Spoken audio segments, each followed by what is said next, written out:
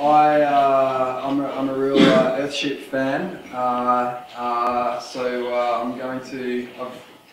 I've been thinking a lot about Earthships for a long time now. I sort of got into it in about 2007. I think I read my first Earthship book, and from that day forth, I've been a changed man. I haven't really been able to stop thinking about it. I got over to Taos in 2008.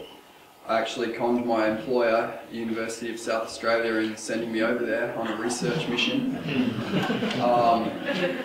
I just kind of pounded tyres for 4 weeks with the Earthship crew out there, which was a real blast. Actually, on that building that you see there, which I think is the first global model Earthship ever built. Yeah, and then I managed to get another trip out to Taos as part of my PhD studies at the University of Adelaide. I went back to Taos at the end of 2011 to do part of my research, which was fitting temperature sensors and humidity and lighting sensors in 6 Earthships. To try and prove that they do maintain really stable indoor temperature conditions. So I'll be talking more about that. That's sort of part of the are they sustainable question. I was trying to really scientifically answer that question, because Mike Reynolds, the inventor of the Earthship, he says that they're the greenest, most sustainable building in the world. But if you haven't got any sort of scientific data to back that up, it's just, it's just someone's opinion. So I'm just going to briefly explain, why do we need Earthships? What is an Earthship? I imagine a lot of you already know a little bit about Earthships, but I can't be sure that everyone has done the Earthship 101. There's a really good YouTube movie actually called Earthship 101. So yeah, I'll just explain a little bit, what they are and how they work. Earthship Ironbank is the project that Adam was talking about, that he was helping out with earlier this year. I got lots of photos of that, and I'll finish with some of my research on are they sustainable. So just to start with, I live in a straw bale house in Ironbank in the Adelaide Hills, about 40 minutes out of the CBD. It was actually a shed, and we converted it to a straw bale house. And in many ways, this is like an Earthship in many ways, in that it's self-sufficient in water and energy. We've used natural materials to build it. Of course, lots of unnatural materials as well, like steel. But straw is a very natural waste material, a bit like car tyres. Are a waste material. Not very natural though, are they, car tyres? But they have other good attributes. Yeah, this has performed quite well. It gives us about a 12-degree buffer in the summer. So if it's 40 outside, it might be 28 inside. Unfortunately, it can get up to about 42, so it can get up to 30 inside. Gets a little warm. We've got no air conditioner. Apart from a little portable evaporative one that we might get out if it's really stinking hot. And in the winter, it gives us about 17-degree buffer. So I feel like that's without any heating or cooling. So I feel like the straw bale is working really well. We've got passive solar design, double glazed windows, and we're also doing things like we've got a composting toilet, reed bed, grey water treatment system. So in many ways, this is like an Earthship. Because it's really trying to be as self-sufficient as possible, and I think that's one of the main goals with an Earthship, is about becoming more self-sufficient. There's a shot of the composting toilet above and below. The reed bed in its infancy. And this is a fire bunker that I built more recently. There's a big concrete box surrounded by, there's a tyre wall at each end of it. This is a close-up of one of the tyre walls. You can just see a few little tyres peeping out there from the render that's starting to wash off. That's actually a mud render with no cement, no lime, and it's actually been really, really durable due to some magic ingredients I put in there, which were all organic, basically sawdust and grass clippings. So why do we need Earthships? Well, one of the games we're kind of playing at the moment is, you know, how many people can we fit safely on this planet? Because does someone want to?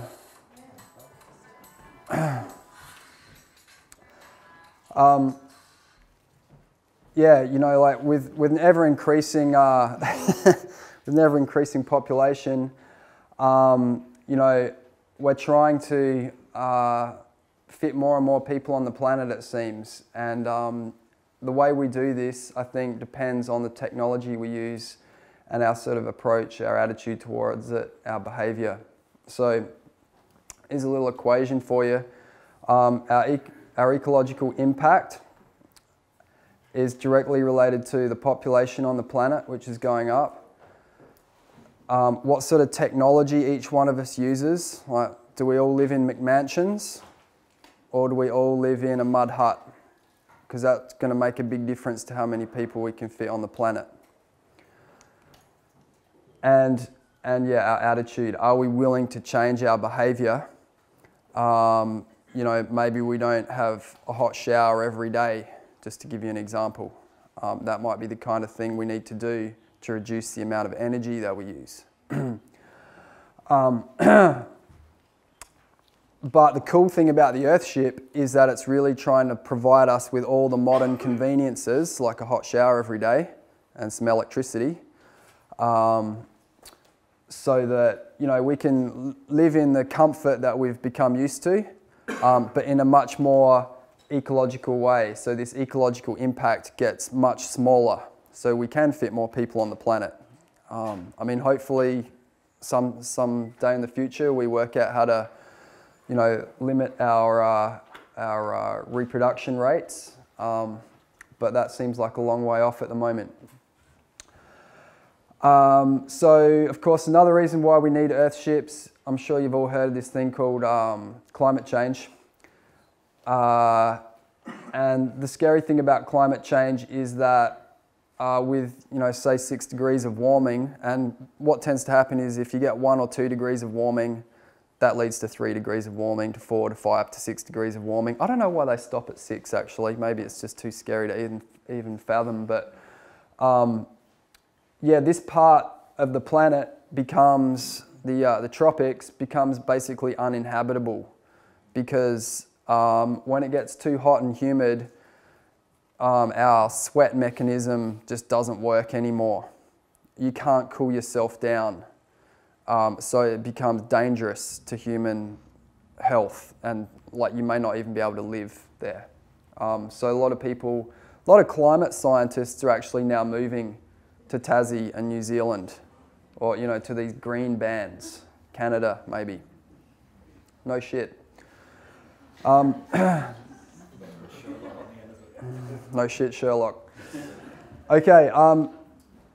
The other thing that's going on the planet at the moment is we've got corruption, and we got fat cats like this, who's the president of the International Energy Agency, who's basically in cahoots with all the OPEC, you know, oil-producing giants. He's getting money from, you know, saying things like, you know, renewables just aren't the way to go, and, you know, this is what we see in our sort of political environment in Australia as well.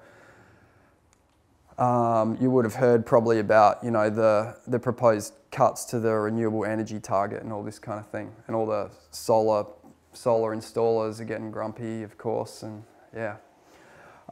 This is David Holmgren's sort of predictions of where we could go in the future. He's the guy who invented permaculture along with Bill Mollison. So on this graph, we've got energy, resource use, population and pollution, yeah? And we've got time.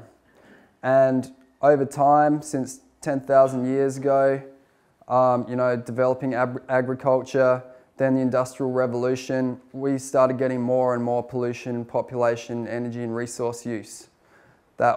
These all go kind of hand in hand, and part of the game we're playing is how do we decouple those things so we can have more people and less pollution. That's where Earthship comes in. And here we are right now. And what's happening at the moment really is this techno explosion, as Holmgren calls it. So this is where we're installing more coal, tar sand, nuclear and renewable energy. This all keeps our energy use going up and up and up, and means we can have more people, but unfortunately more pollution because of stuff like this. Now, maybe a better option is that our population over time, over the next few hundred years, declines a little bit. And this is what can happen. We can reduce our amount of pollution if we're installing lots of renewables, and this is totally possible. If you've heard about Beyond Zero Emissions, they've got a plan for Australia to be 100% renewable energy within 10 years. Costs about $10 per family per week. So we can do that if we have the political will to do it. Then we've got what David Holmgren thinks is more likely, which is what he calls energy descent, which really just kind of mirrors this upward, this increase in energy use. This is sort of like the peak oil graph as well, oil use and oil decline. So maybe our population returns to, a couple of billion people in 200 years' time. That's what he's predicting. Or we've also got collapse, where the shit really hits the fan, and we might even lose the capability to do cool things like make solar panels. And we've got bugger all energy, bugger all people, but bugger all pollution as well. Good news is that Earthships make sense in all these situations. Doesn't matter which one you pick, because we all actually have to pick one of these. Which one, where are we going, what's happening, okay? The future exists, right? And part of what you believe the future is going to be like determines how you're going to react now. Am I going to go build an Earthship, or am I going to go buy a McMansion? So self-sufficiency is the Earthship's goal. It kind of protects you from things like GFCs. It's providing you with shelter, water, food and energy, and you can live in really quite harsh environments without all the usual infrastructure that keeps a house working. Because without things like, a sewer to take human waste away from your home, you chop off that sewer and all of a sudden you've got a non-functional home. Same, of course, with electricity and water. So let's just quickly go through the Earthship design features. That's Mike Reynolds, of course, and he's articulated 6 principles, which are passive heating and cooling. Basically trying not to use any energy or fuel to heat and cool a home. Renewable energy, water harvesting, on-site sewage treatment, natural and recycled materials, and food production. So there, for example, you see that's actually a rendered over tyre wall. I think a lot of people, when they think tyre walls, they think tyres, but you don't really see the tyres. And this is the greenhouse, which is where grey water is treated in this planter. And that's also where food is produced. So let's just go through. There's batteries, because it's totally off-grid. Batteries, sometimes on the roof, sometimes in a little utility room somewhere inside. The earth berm is this big pile of dirt out the back. So this is our floor plan, our section. The water tanks hidden away nicely in the berm, out of harm's way, out of the sunshine. Sunshine degrades plastic tanks, so those tanks will be pretty durable. There's also some insulation in the berm, which I don't think is necessary in our climate, but in Taos it gets down to minus 20 degrees, so that insulation is really important in Taos. These are the tyres here. All around here. That's a retaining wall that's retaining all those hundreds of tons of dirt. Then there's tubes that go through, earth tubes, or cooling tubes, that provide a heat exchange. So the stable temperature of the soil actually is able to cool down air that flows through those tubes. The air kind of gets sucked up and out through the greenhouse. It gets warm in here. You open up a little vent up here and the hot air comes out, and that kind of sucks through the cool air without any fans or anything like that.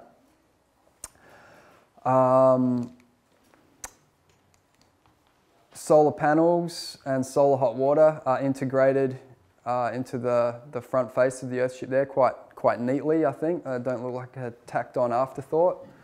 There's double glazing here and here. And this is sort of a new design feature of the Earthship.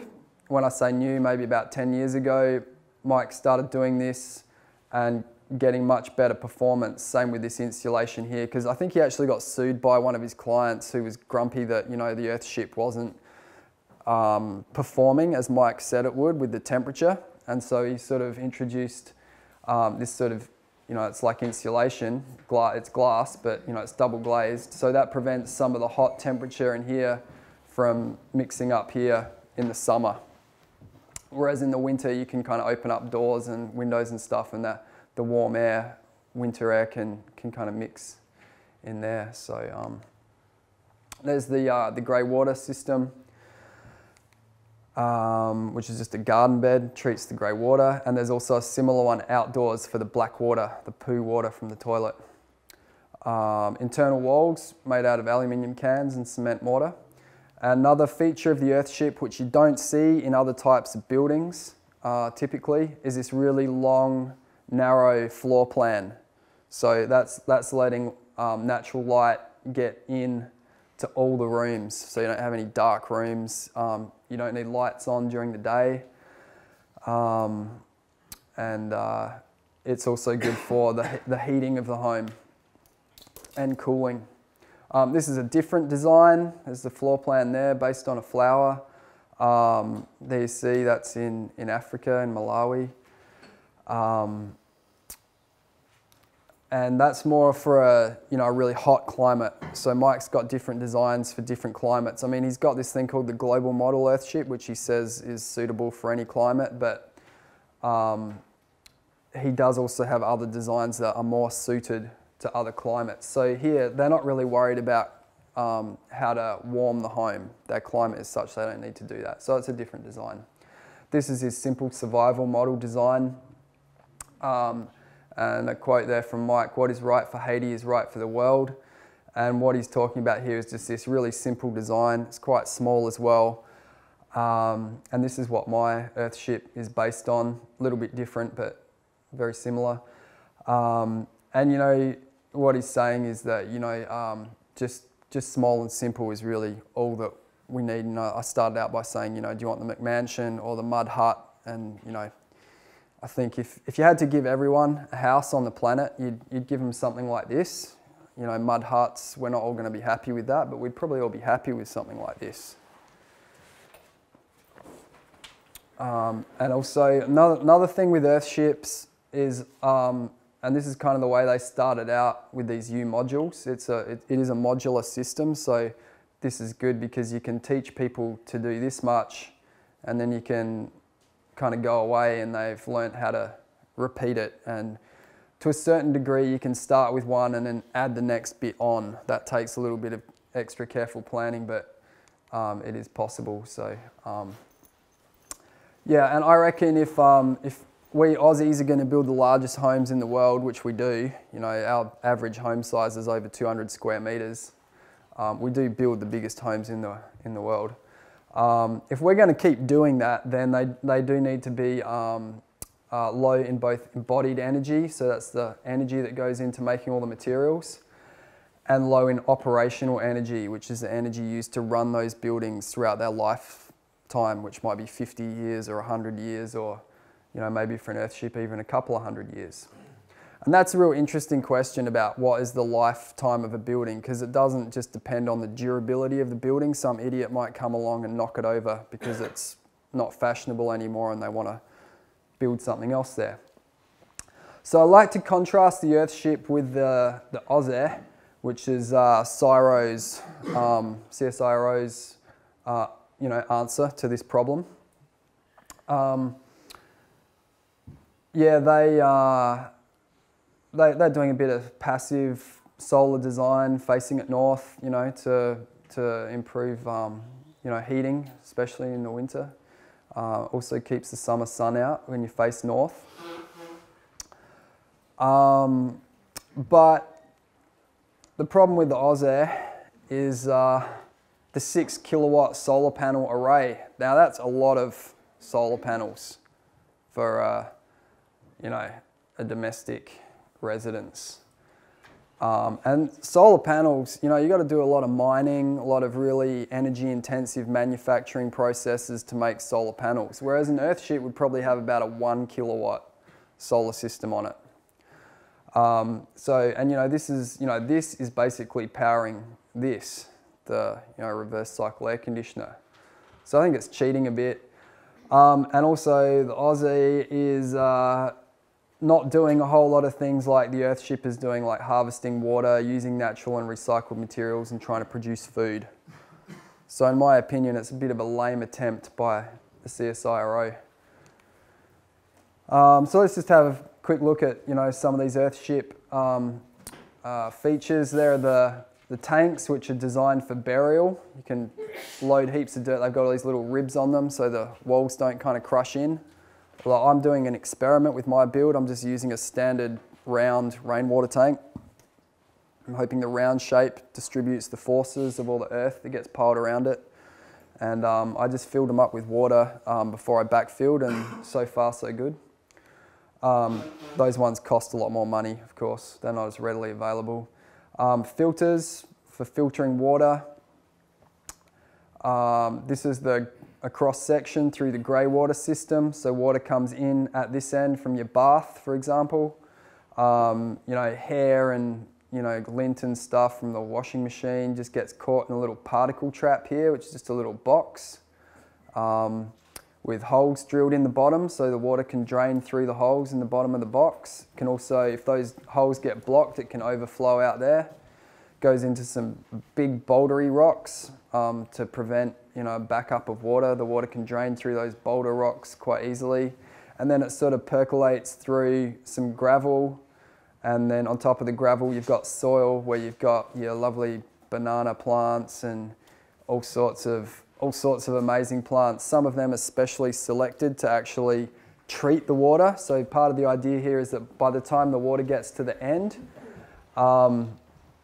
it's quite clean, and you can actually, it's clean enough to pump it with a little pump here. Oh, sorry, a little pump there, picking up the water from down there, pumps it back to the toilet so you can flush the toilet. Which, the reason these are in red is because SA Health, the local water authority, told me that under no circumstances was I allowed to do this. But guess what, I'm going to do it. And I'll get a How do you get around that with the design? Because when you got to get you just don't tell them you're going to do it, and then.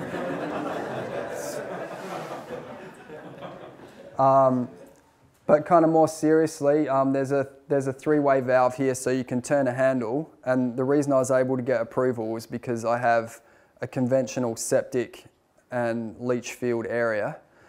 So at the turn of a valve, I can kind of switch this off and use the conventional system, or you can turn the valve and use this system. So if anyone ever kind of puts the gun to my head, I just go turn the valve. Now we're good. Well, that's right. And I mean, I think they'd probably make me block up the pipe here with concrete or something, but you know, there's ways of getting concrete out of pipes, right? So they don't really have the resources to police it or care. I'd cop a $400 fine and that would probably be the end of it. I think also if you want to change the laws, first you have to break the laws. So anyway, it's really frustrating that they won't accept, you know, research from United States. Like last weekend I was at the AusBale, the Straw Bale Building Conference, and they were talking about they're going to have to spend tens of thousands of dollars doing new bushfire tests, which they did back in 2003 to prove that straw bale walls were good in bushfires. But all the codes have changed since the Black Saturday bushfires. And the Germans have just done amazing testing on straw bale walls. They're just gone gangbusters over there, building multi-level buildings out of straw bales and stuff. Done all the fire testing, but will we accept their scientific test results on straw bale walls? You know, where they build straw bale walls and torch them with, you know, with a furnace kind of thing and measure the time it takes for it to, you know, fall over kind of thing. No, we've got to do all these tests again ourselves. And, you know, same with this. This is a, you know, an Earthship in Taos. That's the planter there. There's no problems with them. They don't smell. They don't, you know, they don't screw up. They don't need lots of maintenance. They work. But, you know, try getting someone from SA Health to believe that. I actually think this is kind of my favourite part of the Earthship. So it's a corridor. It's the greenhouse. It's a corridor. It's a grey water treatment system. You can do gardening 12 months of the year in there. You grow food in there. It's for heating and cooling. Sort of creates this thermal buffer zone. So if it's, you know, often, as I've said, you know, in Taos, it can be, you see the snow on the ground out there? It can be minus 20 at night. Whereas in here, it won't drop below 0. And so what that means is in here, inside the living spaces, the living spaces don't realize it's minus 20 outside. They think it's only like 5 degrees or something outside, so you don't get too much heat loss. And this space is also providing that, that stack effect where the hot air is rushing out and pulling cool air through the earth tubes. And also it's providing oxygen, removing CO2. You know, oxygen's a pretty handy thing for humans. So, and plants can even take toxins out of the air. Things like formaldehyde can be sequestered by plants. NASA found that out when they were, you know, designing houses for the moon and spaceships and stuff. And it's also really beautiful. There's the Blackwater cell outside. Septic tank, that's a solar septic tank right there. And yeah, as I've said, it's just like t-shirt weather in here pretty much all year round. And it can actually get quite hot in the greenhouse. And one of the interesting things I found with my research putting the temperature sensors in here was that the greenhouse is actually at its hottest in the winter. Whereas everyone's been saying to me, Marty, aren't you worried that your greenhouse is going to overheat in the summer? And I was like, well, yeah, that is a concern. But guess what? The winter is when it actually tends to overheat because the sun is low. You're getting a lot more energy coming through those windows. Whereas in the summer, there's not as much energy coming in there. I'll talk more about that later. Yeah, I mean, like, so it can actually get up to about 50 degrees in here in the winter. But that's not a problem when it's 0 outside, because you just do some ventilation. You know, you mix 0-degree air with 50-degree air and you can solve the problem very easily. There's a lot more 0-degree out there than there is 50-degree air. So the berm is also, that's that pile of dirt around the back and the sides. That's, I've explained already, that regulates the indoor temperature. No, I didn't. I was talking about the earth tubes. The berm works in the same way because the temperature of the soil is very stable. Again, it kind of fools the house into thinking instead of it being minus 20 out here, it tricks the house into thinking it's only 15 out here because that's what the soil temperature would be roughly, about 15 degrees. When you get down a bit deeper, you know, like it's actually really super stable temperature down about 3 meters, you know, as you start coming up. You know, just like maybe 100 mil below the surface is probably quite a bit like air temperature, but as you get down deeper, it gets more stable, and that really helps to regulate the indoor air temperature. This is a really important part of the Earthship, especially in a temperate climate like we have here in Melbourne and Adelaide. So don't go without a berm if you can avoid it.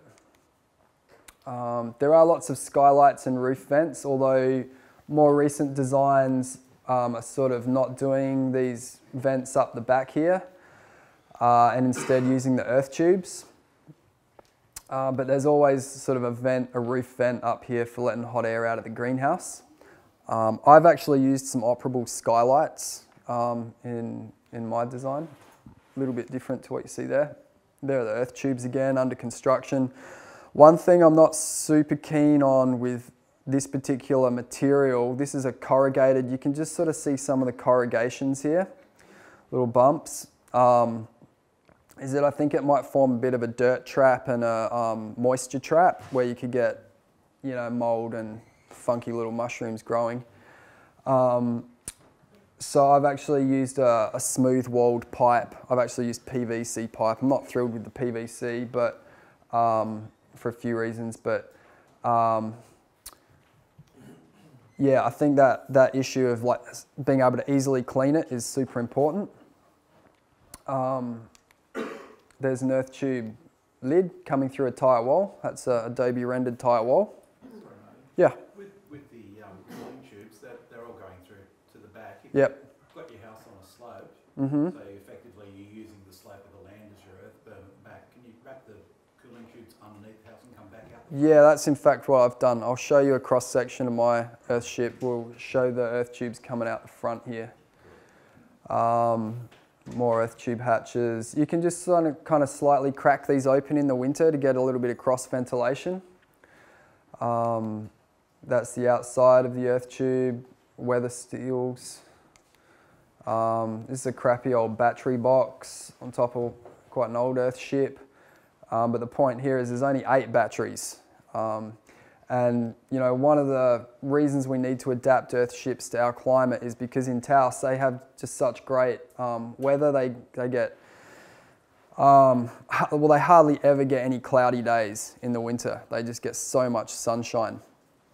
So they can get away with small battery banks and small sets of solar panels, whereas we need to sort of take into account we get a lot of overcast weather. So hence more batteries and more panels, but you know, not excessively so. So yeah, this off-grid technology, batteries, water tanks, it drives frugal energy and water use,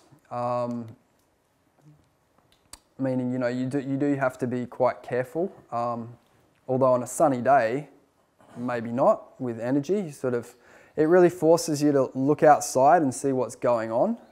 It really connects you with the environment, and you know, if it's a sunny day, do a load of washing. If it's not a sunny day, then don't do a load of washing, because you know, your washing machine is going to use a lot of energy. It forces real limits to consumption, so you know, it very quickly teaches you to be careful about this. If you're going to leave all the lights and the TV on, your batteries will be flat. And so you learn pretty quickly to change your behaviour, whereas in a normal home, grid-connected home, that's not going to happen. You're just always going to be, you know, tempted to use more energy. It's only really limited by how much you can pay on your electricity bill.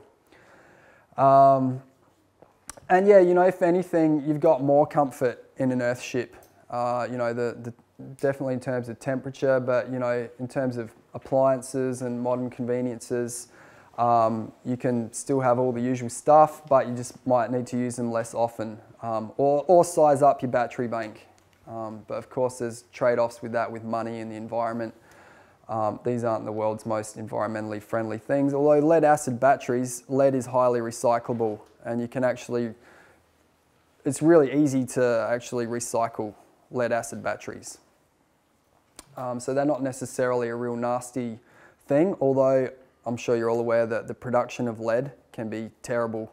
You know, if the lead gets into the atmosphere, lead poisoning is a terrible thing. Anyway, thankfully we've got new battery technology coming on board pretty quick for electric cars. You can now get lithium-ion batteries for your home. And yeah, importantly, you can be the change now. This is sort of a grassroots movement. You don't need to wait for government to legislate or anything. You can go out and do this tomorrow, and you can get off the dirty electricity grid and you can get off the dirty water grid as well. Water is also very dirty because it uses a lot of electricity to pump water from point A to point B to point C being the sewage treatment facility. There's one of the new battery storage solutions.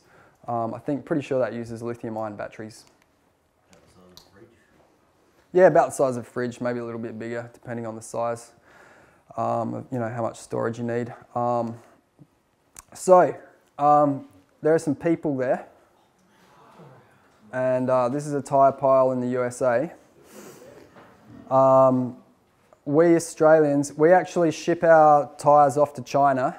Some of our truck tyres get recycled, but there's only, I think there's not a facility in South Australia, I don't think.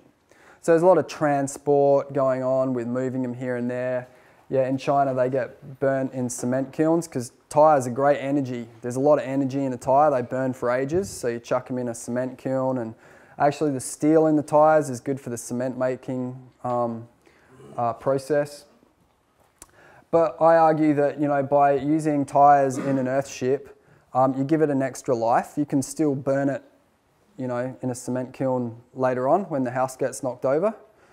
Or I reckon you can use the tyres again and again building Earthships because I don't think they'll really degrade. You know, once they're sort of entombed in earth, you know, plastic and, you know, render, they're not really going to degrade. They only degrade because of agents like water and air and fire and, you know, stuff like this. So they're actually quite well protected in an Earthship wall. So yeah, super durable. They're probably the most durable thing humans have ever invented. And of course we use them for artificial reefs and stuff like that. Just so durable. There they are there being made into a wall. This is, everyone always wants to know, can you automate the tyre pounding process? Because it is a pretty strenuous activity. I can only do about 10 tyres a day and then I got to lie down for about 5 hours. And you know, that kind of, hence, you know, the idea of having workshops and having lots of people come and help out. And Mike Reynolds builds an Earthship with his, you know, 50 or so helpers in 6 weeks. And I mean, the tyre walls are done in a week. So this doesn't have to take a long time. And, you know, I think this is a husband and wife team who are building their Earthship without, you know, the benefit of lots of helpers. And so this is a kind of device that rammed earth contractors use for doing rammed earth walls. And this is the one that the guy in New Zealand invented. It's sort of a rammer that rams the earth out into the rim of the tyre, and then they just had a relatively small amount of dirt to pack in the middle.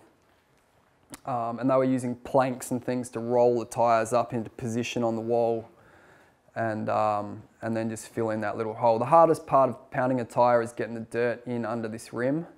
So there's other ideas also where you cut the top out of the tyre, and that's what EcoFlex do. EcoFlex is a civil engineering company in New South Wales. That's about a 5 metre high tyre retaining wall made out of truck tyres. And EcoFlex, they just tip gravel into the tyres because you don't need to pound gravel. So that's a pretty quick way of doing a tyre wall, and then they clad it with, you know, shotcrete or even Colorbond or shade cloth. They've tried all sorts of things. And they've also done heaps of work on stuff like bushfire resistance, water leachate, so that's where water is coming into contact with the tyres, and, you know, there's concerns about maybe toxics leaching out of the tyres because there are lots of heavy metals in tyres, unfortunately. I did see a thing the other day saying they're working on making tyres out of, and you won't believe this, but they found a way to make them out of dandelions. Awesome. No shit, Sherlock. That's a true story. So I was thrilled when I found out about EcoFlex because this proves, for a start, that you're allowed to build with tyres in Australia. And they'd done all their homework on these really important issues like fire, water, and structural engineering. Martin, Yes? I have a question. Mm-hmm. You said that they Yep. Not be possible to do that through the Earthship? Oh, you can do that, yeah. I mean, you have to pay for the gravel. I mean, it's about $50 a tonne, I think, so. Would it affect the, like the thermal mass of the tyres? It wouldn't be quite as good as dirt, but I think as long as you've got that berm on the outside, the berm is really the thing that's doing most of the work in terms of giving you the stable indoor air temperature. I don't really know, but I'm pretty sure that it's not changing the thermal properties of the wall all that much. Yeah, but you're right, there are lots of little air gaps in that gravel, so it would be a bit of an experiment. This is something I'm not so thrilled about with the Earthship, using lots of cement and also with like cans and bottles. We actually have really good systems for recycling these, especially in South Australia where we've got deposit on the bottles and cans. I actually had to pay $300 for my cans, for my, and we didn't even use them all up. That was the bad thing. So anyway, you know, a little bit questionable, but in some countries where they don't have good recycling facilities, and this does just end up as waste in streams and rivers, this is a great idea. Is there any reason you couldn't use like plastic water bottles or something? Yeah, you can use plastic water bottles, yeah. But you can recycle them too. And they're also worth 10 cents in South Australia. Well, so here we've used some mud. This is my project. And there's a bit of cement used in the background there, but we did a little test wall here using mud and that worked out really well. So, you know, the main impacts are coming from, you know, cement. Cement's a bit of a baddie, so replacing it with mud's a good idea. All right, so this is the Earthship Ironbank project. It's going to be a bed and breakfast, so people can come and experience the Earthship phenomenon. It was approved in, I think, July 2013, and that process took about a year, not because it needed to, but just because I was being lazy. I work full-time at UniSA, and I was doing all the plans myself, and it just took me a long time to get my shit together. It shouldn't really take a year to do that. There wasn't any real objection. The biggest objection I had, as I've said, the grey water system was declined by SA Water. I've already talked about that, but the building rules consent, which I did with a private certifier, the thing that he got excited about was the fact that I didn't have exit signs in the Earthship because it's a B&B and I've got to have exit signs in there. He did not bat an eyelid at the tyre walls. And that's partly because Thomas here, who's going to speak next, who did the structural engineering, I mean, basically Thomas is saying that these walls and roof and whatever are okay. And so the private certifier says, well, if the engineer's happy, I'm happy. And, you know, he looks at other things like just compliance with other things in the National Construction Code, like exit signs, and alerts me if I've missed something out. So, yeah, so that's a CAD model of it there. So the roof line's actually changed a little bit. That's a slightly older one. And that's the floor plan. There's just sort of a single room there with a little kitchenette, bed, little table there. It's going to have a little wood heater for backup. Hopefully that little wood heater is not necessary. It's there for sort of ambiance, and it's also going to back up the hot water system rather than using electricity. But yeah, really in terms of the thermal performance in this space here, it shouldn't be necessary. But I figured because it's a B&B and people expect a certain amount of luxury or something, it was a good idea. The greenhouse, bathroom, little patio, and the entry and the batteries are going to go in a little cupboard here. $58.3. So that's, yeah, it's about 23 square meters in there. Greenhouse is about 23 square meters. Earthships cost about $2,000 to $2,200 per square metre. They cost about the same as a normal home, but then you don't have ongoing costs with electricity and water bills. And of course, you could probably reduce that cost by doing a lot of the work yourself. And so, you know, that's another interesting thing about the Earthship is it is pretty simple. You can do the tyre walls by yourself. Sorry, Marty, Yeah. that price that's including like factoring time for labour for the.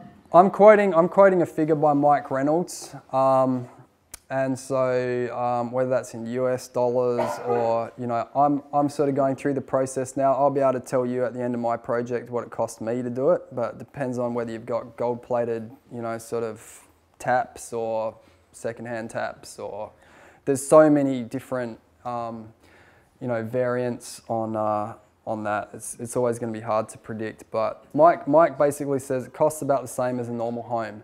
And if you want to reduce the price of your home, the obvious thing to do is to reduce the size of your home. Cut your home in half in size, and you'll cut the budget in half as well. Marty, you did rely on a lot of like volunteer work, labour supply, didn't you? I did, yeah.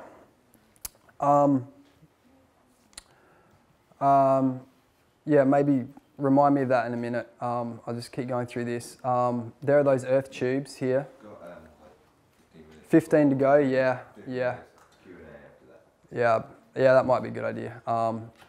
There are the earth tubes coming through the front because there's my slope on quite a steep north-facing hill. There's a ferro cement vault roof, which Thomas is going to be talking a bit about some of the engineering on that. And there's actually some little vaults over the entry. So these ones here, entry and bathroom.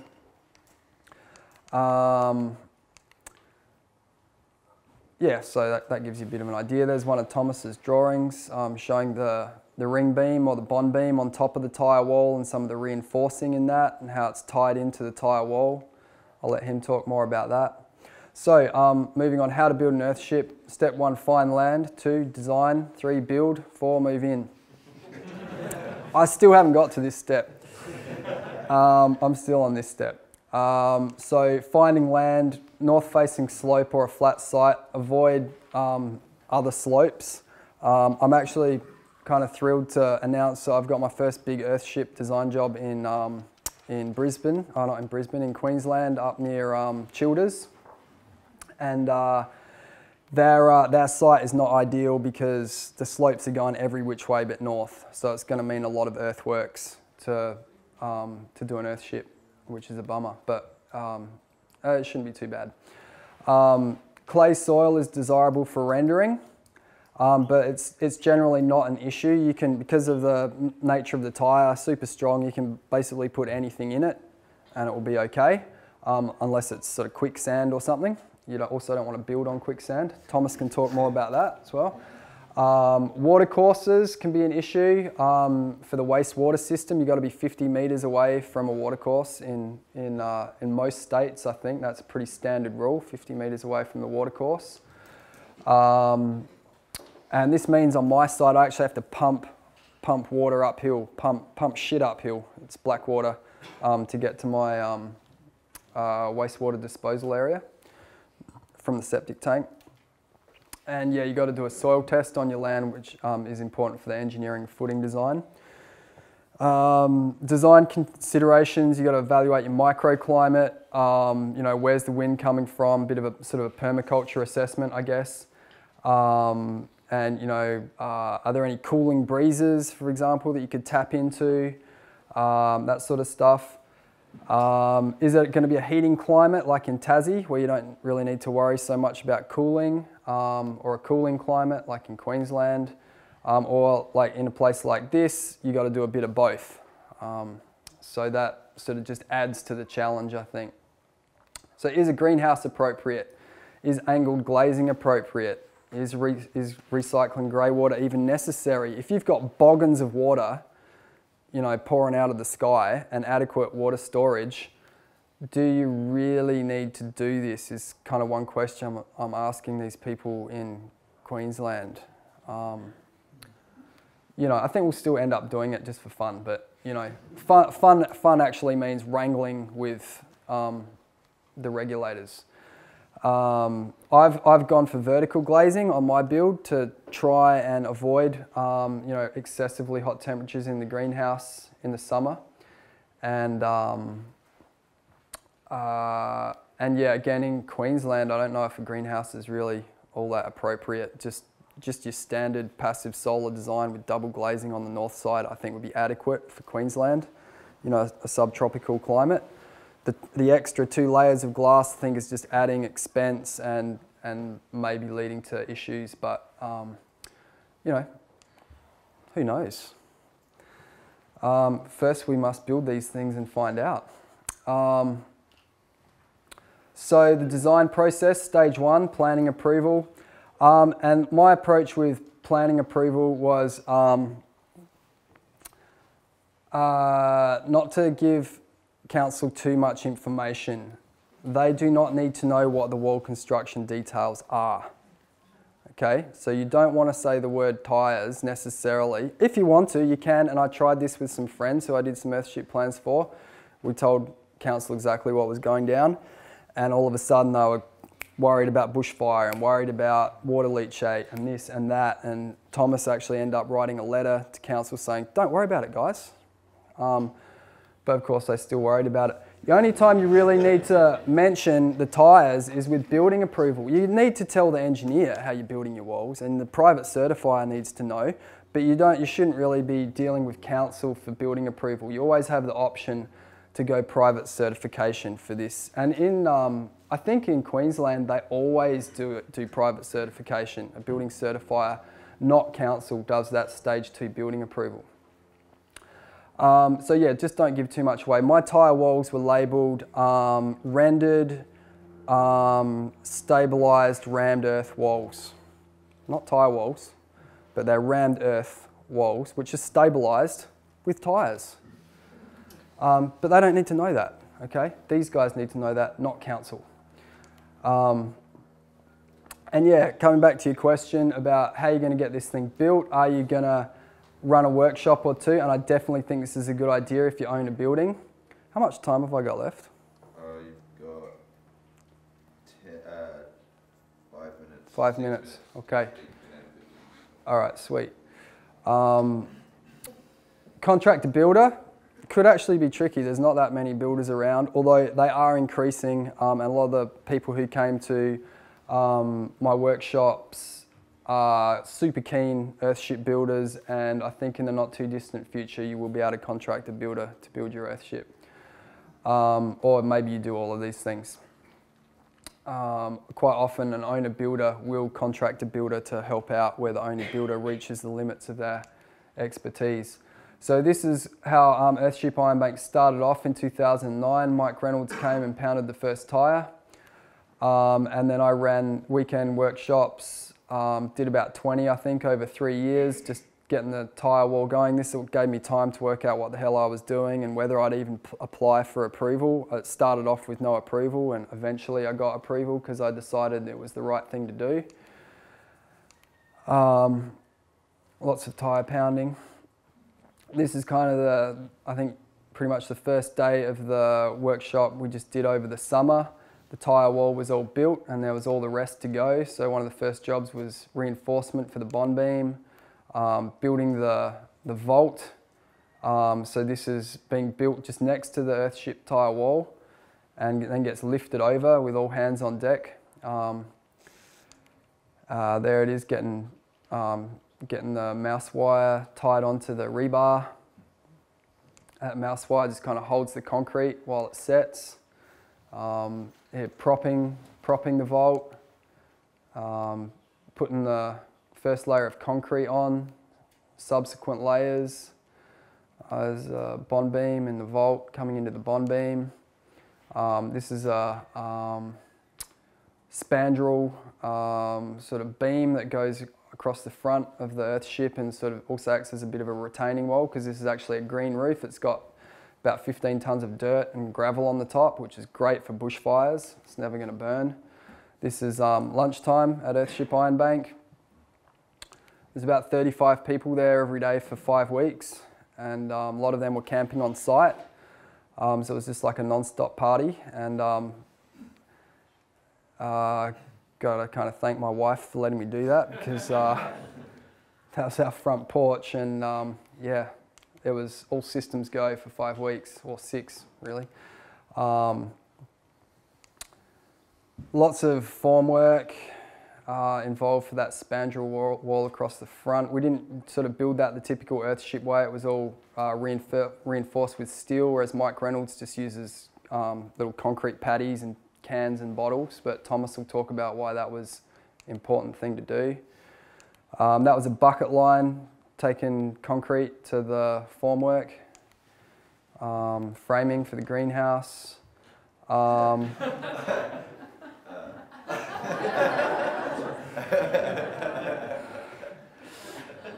That was our drag day. That was the day we finished the roof, so that's the green roof with the gravel on top of that big vault. That's the firefighting tank, which became a mud pit one afternoon. I think that was her idea, Rachel. Anyway, that was great fun. That's sort of where it got left off, I think at the end of the workshop. That's Easter, getting a layer of cement. It's just a thin layer, about 75mm thick on the bird cage. That's hempcrete, insulative layer of hempcrete. There it is there. There's Rachel pointing at some bottles. planning out how to do a nice pattern in the bottle wall. There's a bottle wall. That's it in the background. Sam Tregenza testing for leaks in the planter. Jesse just finished all the joinery here. And that's it there with a layer of render on those vaults on the end there. And these are some other projects in Australia. That first one in Agnes Water, not council approved. Little Otterways Earthship, also not approved, I think. This one's coming up in November in Tassie. Leander came to my workshop. This is a suburb in the Netherlands. It's being built now, Earthship suburb. And you'll see the interesting sort of, adaptation of the architecture. And there's some high density Earthships in Taos. That's one in Brighton, England, that was proposed but never went ahead because they found dinosaur bones. One some friends of mine designed for the Aldinga Arts Eco Village. The one you would have seen on Grand Designs in France. I'm not going to have time to go through all my research, but just really quickly, basically the people I spoke to about their Earthships just love their Earthships. They think they're great, totally comfortable, living off grid. These are my temperature sensors. This is a graph of winter in the bedroom, and you can see 6 different Earthships here. You can see here minus 19 degrees overnight. And lots of a big range in performance because the Earthships I was monitoring were of all different designs. But the latest global model design is this green one here, where it was sitting on about 19 to sort of 22 degrees right throughout winter, or that week in winter. This is the greenhouse. This is what I was saying about hitting 50 or more degrees. But again, like I said, really cold outside, so you can deal with that. And you can see that in this global model Earthship, they were dealing with it. I think they were actually operating their ventilation a lot better. And spring, we won't go on about spring, but summer, again, really stable temperatures there in the global model Earthship, that green line. Getting up to about 36 degrees or something, 35 degrees. And here in the greenhouse, it's not getting up into the 50s in the summer.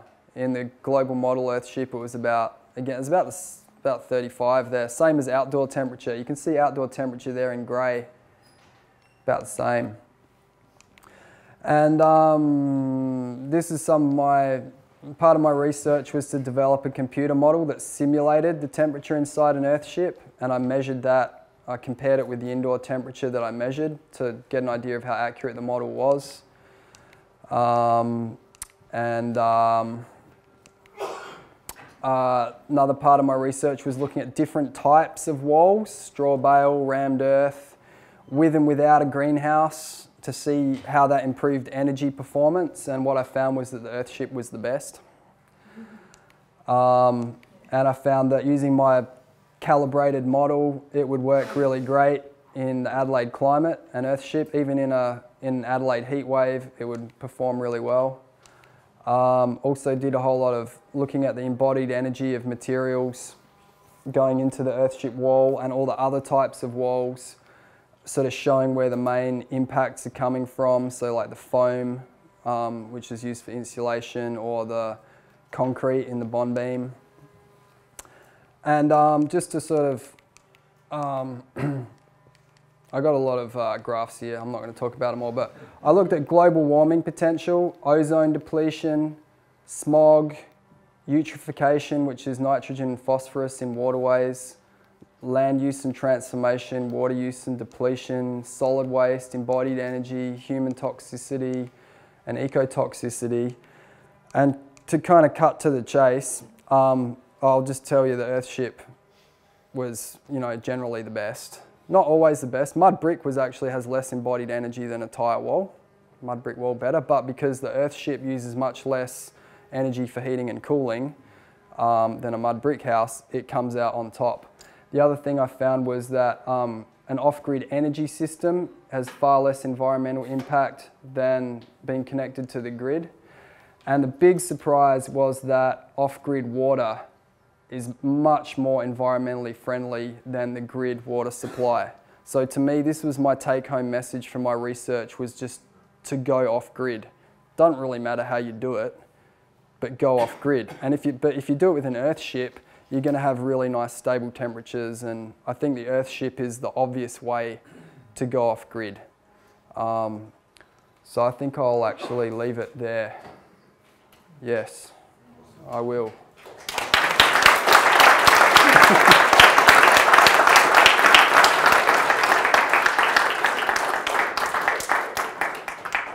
Thanks, Marty. We've got 10 minutes of question and answer. So if anyone has got a question for Marty, then now is the time for us. Okay, you said the insulation was probably not necessary behind the earth berm. Yep.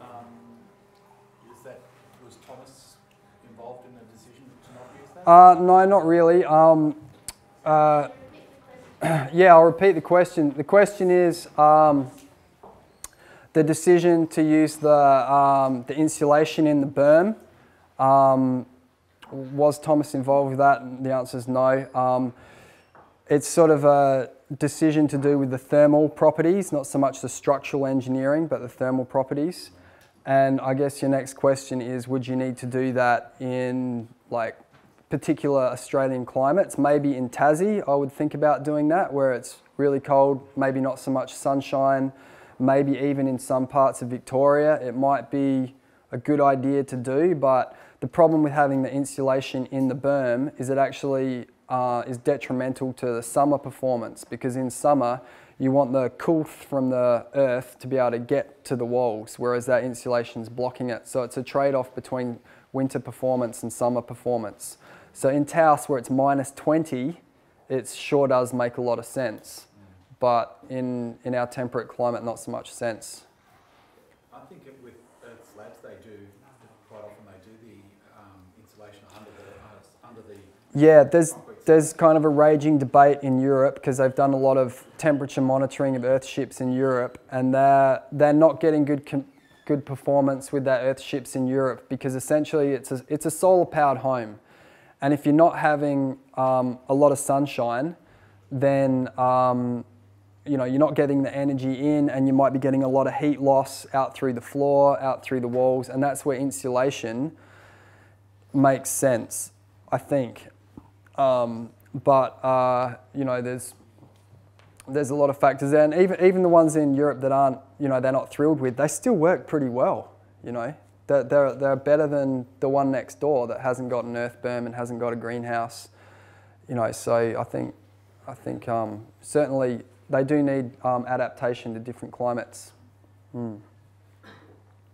Yep. I noticed that in your build that you built a B&B Yes. as opposed to a house or a residence. Yep. Was that a decision that Yeah, in a way it was. Only though because we already have our straw bale home on the same block of land. This little B&B is like 50 metres down the hill on the same block of land. And council wasn't thrilled about me doing an artist's studio or a granny flat or, oh, but a B&B's okay. It's the same in Victoria. Yeah. Crazy. Next question. Sorry, there's one up the back and then I'll take you, okay? Just as far as using tyres as part of the wall and then covering with a bit of mud. I've heard a few questions there, I've never heard any sort of definitive research. As far as using the tyres, I mean, is there any toxic chemicals or anything, any nasties that can sort of permeate into the wall? Okay, so you're asking about off-gassing from the tyres into the living space. As far as I know, no one's actually done that specific test. They have looked at the air quality in Earthships, but I don't think they've actually been testing for stuff leaching out of the tyres. Now, the thing working in your favour with the tyres is that you've got this layer of render, and for off-gassing to occur, you really need things like light hitting the tyres and air hitting the tyres. Also, the tyres are mainly off-gassing while they're on the road. So you go into a tyre store, it smells like tyres, that's because they're off-gassing. But after 200,000 Ks or whatever, oh, you wouldn't get 200,000, but you know what I mean. They've done all their off-gassing. And also, you've got good ventilation in Earthship. You're going to get off-gassing from carpet. This carpet's off-gassing. The plastic on the chairs, your computer, lots of things off-gas. So don't get excited about the tyres off-gassing. Worry more about the carpet or your computer screen, like the housing around it, the plastic on that, that's got nasty flame retardants in it that, get into mother's milk and stuff. So, yeah. Now, did you have a question? I was just going to remind you about the volunteer labour force thing. Thank you, yes. Yeah, so the building, like I said, if you're going to build one of these things, there's a few ways to do it. I really enjoyed doing a workshop. It was hard work. As I said, it was 5 weeks, basically 6 days a week. I actually worked 7 days a week. On my 7th day off, I got to play with the poo. I had 2 big composting toilets and I built big piles of poo compost. I was the chief shit collector, wasn't I, Adam? Yeah. It's a huge thing to take on. But it's a beautiful, wonderful thing. Like all these people came and helped me and helped each other, I think, just to live on site and learn from each other. And, like it was like a party for 5 weeks. Like everyone just had a great time. Everyone got along really well. Everyone was there for the same reason. And there was no argy-bargy. It was just like fun. But that's not for everyone. And so that's why I sort of showed some slides of people with, mechanised devices, maybe doing it that way, or the EcoFlex way, cutting the top out, pouring gravel in. You got to think seriously about how you want to tackle it. But, don't get the idea that tyres necessarily take a long time to do. I'm sure with the gravel method or with the workshop method, you can get it done quickly. It doesn't have to take 4 years like it's taken me. I did 20 workshops on a Sunday afternoon. That's like 3 hours work you might get done in an afternoon. So, 3 times 20, that's like 60 hours of work with, maybe 10 people helping. So it's not necessarily a huge amount of time that really went into it if you look at it that way. So is there anything else on that topic? Not on that topic, but Yeah. I did want to ask about something maybe it's better for Thomas, just about the connection between the tyre wall and the vaulted roof. Certainly for Thomas. Okay. Have we got time for more questions, Adam? Yeah, we have. We've still got 4 minutes. Okay. Yes. You had a graph up showing the thermal performance of different houses with Yeah. the model. Yeah. And I just wanted to know what the difference, or what made the Earthship better than, say, a straw bale house. Was it the berm, or? I actually looked at the effect of the berm. So here you see, for example, an Earthship wall without the berm. So this one's with the berm. This is with the greenhouse and the berm. This is with the greenhouse and no berm. This is with no greenhouse and no berm. And you know, for example, we got rammed earth down here performing really badly, although not that badly. You know, you can still get almost 7 stars if you put a greenhouse on it. And if you insulate the rammed earth, because the problem with rammed earth is it's conducting a lot of heat. And most people who live in mud brick homes and rammed earth homes burn a shitload of wood in the winter. Okay, there's a reason for that. It's because they conduct the heat outwards. Your question again? Was it the berm the reason for the Earthship being a better performing? Well, you can see the difference from there to there. Yeah. That's how much better the berm makes it. So yes, it is quite a substantial improvement. Yep. Where does mud brick fit on that, Tom? It'd be similar to rammed earth. Okay. Yeah. So we got a question here and then a question down the front. And was there one up the back? All right, let's start with you up there. I'm just wondering if the tyre construction is adaptable to multi-storey and more high density. Yeah, Thomas might want to come back to that one, but Mike has done some 2-story jobbies. I don't know about anything higher than 2 stories, but multi-story is potentially possible. I was just curious with the berm, have you seen examples of people playing around with plant choice and maybe engineering the soil in the berm for water quality, insulation, those kind of variables? Yep, so sort of landscaping the berm and engineering it to have other beneficial advantages. Like I've often thought about with the earth tubes, it's good to have like some water kind of seeping down onto the earth tubes to improve the cooling effect of them. So if you're able to irrigate the berm, that would be useful. You could also maybe have more water storage with like a gravel system, you know, a rubber lined gravel sort of container in the berm. Plants are usually just ground covers. You don't want anything with big roots that might go through the tyre walls. And the other thing I didn't really go into any detail about that, I mean, Thomas might mention it a bit, is that you do need really good drainage behind the tyre wall in our climate. Mike Reynolds only has to deal with 250 mil of rain, although it does all tend to dump down in a hurry. But he's also on a relatively flat site. On my sloping site, one of the reasons I didn't want to put my earth tube through my tyre wall is I was worried about water leaking through. So I've got plastic, gravel, drain at the bottom, and that system's working pretty well. So it's just a builder's plastic, 0.3 mil thick. It's a bit thicker than your usual builder's plastic. But the idea is that with all your landscaping, water will be shed away from the Earthship, and any water coming through is kind of hit the gravel layer. Hopefully that plastic layer is almost redundant. You know, if you've got good drainage, waterproofing is not really an issue. The waterproofing's there as a last resort, the last line of defence. You've got one? I just wanted to ask if you're sharing the slides. Yeah, I can do that. Cool. That's going to have to be it. Yeah. Okay. Thanks, Marty. Thank you.